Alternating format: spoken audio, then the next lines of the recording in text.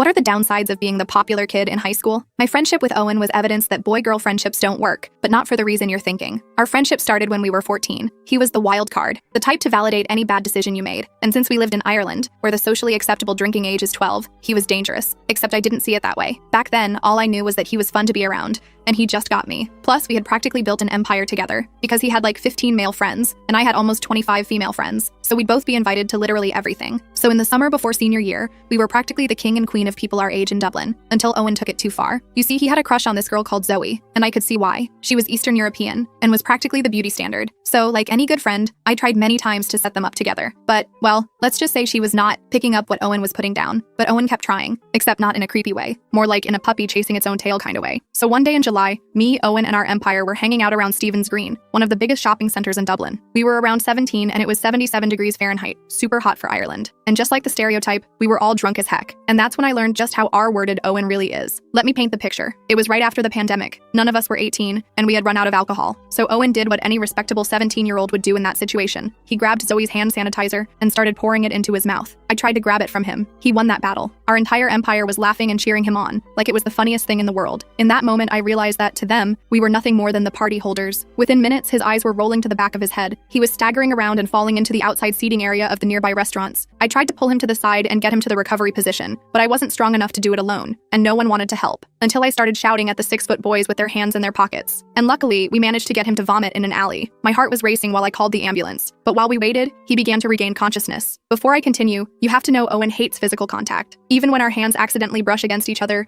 he does a dramatic full-body shiver and his face contorts into disgust. So when his first words after regaining consciousness were him asking me to spoon him, I almost threw up in my mouth a little. But then I thought about his family that, aside from monthly cash payments, abandoned him in Ireland to start a new life in China when he was just 13. So, mostly out of worry and pity, I did it, especially since his skin was getting significantly colder, and I wanted to make sure he survived. After an hour had passed, me and Owen found ourselves still waiting for the paramedics, and by this point, he was using what little energy he had left to push me off him and beg me for a cigarette. I still remember the 17-year-old look of desperation in his eyes, and if I'm being honest, how annoying he was being is what made me finally give in. When he took the first puff, a smile plastered on his face. He looked like a terminal cancer patient being told they're in remission, but halfway in, he was staggering again. I rubbed my temples together and tried to remind myself that his home life was even worse than mine, that he was just trying to cope, until he threw up again. Because mixed in with the bile was red, like a lot of red, and the paramedics made it even worse, because when they arrived, they refused to treat him. "I'm not treating another substance addict," one of the ladies said, laughing. Another one just stood there waving at him, "Sayonara, Asian boy," before driving away. Owen started shivering and tears were streaming down my face. I couldn't call my parents because I knew they would injure me and kick me out of my house. What I did next is something I still keep a secret from everyone, including our empire. I can't tell you what happened next in this video. The full story is on my channel.